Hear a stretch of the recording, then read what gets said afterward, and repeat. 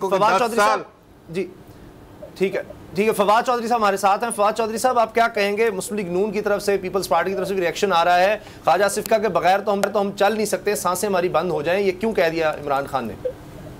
जाहिर है आप एक ऐसे शख्स की तरफ से और क्या बयान एक्सपेक्ट कर सकते हैं जिसकी अपनी मॉरल हालत ये हो, अपनी हालत ये हो कि जब वो मुल्क का वज़ीर ख़ारजा हो और वो दुबई में एक फर्म के साथ जो है वो तनख्वाहदार मुलाजिम भी हो, और जिसका अपनी इखलाकी हालत ये हो कि जिसके अपने बेटा जो है उसके ऊपर जायदाद सारी अमेरिका में रखी हुई हो, और जिनके अकाउंट्स वहाँ पे हों, जिनके लीडर की जायदादें वहाँ पे हों, उनकी तो सांसें सूखनी है ना जी। तो उनके इसके अलावा बयान जो है उसके अलावा बयान और क्या देंगे? जाहिर है वो जो बयान दे रहे हैं वो वही देंगे। बाकी जिस तरीके से वज़ीर आज़म ने कहा, किसी मुल्क के हम दुश्मन नहीं हैं, किसी मुल्क का हमारा जो है वो ये नहीं है कि हम उनके साथ कुछ जंग करना चाहते हैं, चाहे वो पाकिस्तान हो, चाहे अमेरिका हो, चाहे यूरोपीय यूनियन हो। सिर्फ ये है कि हमें भी एक आज़ाद और सॉवरन मुल्क की हैसियत से देखा जाए। हम कोई अंजुमन गुलामा में तो नहीं बैठे हुए, या ये तो नहीं है कि हमको गुलाम इब्ने गुलाम है कि हमें हुक्म दिया जाए कि ये वज़ीर आज़म बदल ले तो फिर आप जो है हमारे साथ चल सकते हैं। अगर आप इस वज़ीर आज़म को नहीं बदलते तो फिर आपके साथ जो है वो हम निपट लेंगे, अगर आप इनको बदल देते हैं तो फिर हम आपको माफ़ कर देते हैं।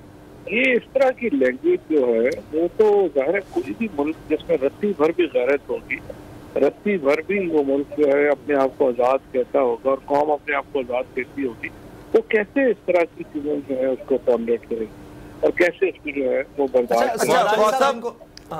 ठीक है, एक सवाल पूछना चाहूंगा फवाद चौधरी साहब सर जी। चलें जमील आप पूछ लें।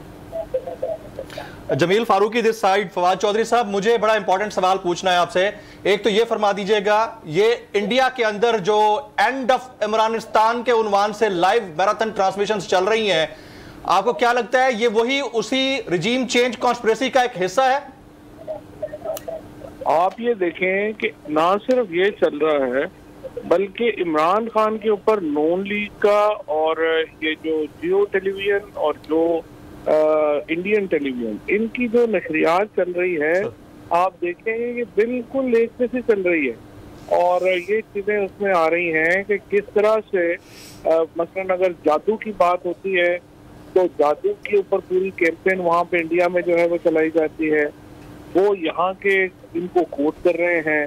पूरा एक माहौल जो मीडिया के ऊपर क्रिएट किया गया हिंदुस्तान में, वो तो इसमें खुश है कि इसमें तो शहबाज शरीफ और नवाज शरीफ और बिलावल जो है उनकी खुशी का ठिकाना नहीं है, उतना इंडियन ये जो स्टूडेंट्स हैं ये उतने खुश।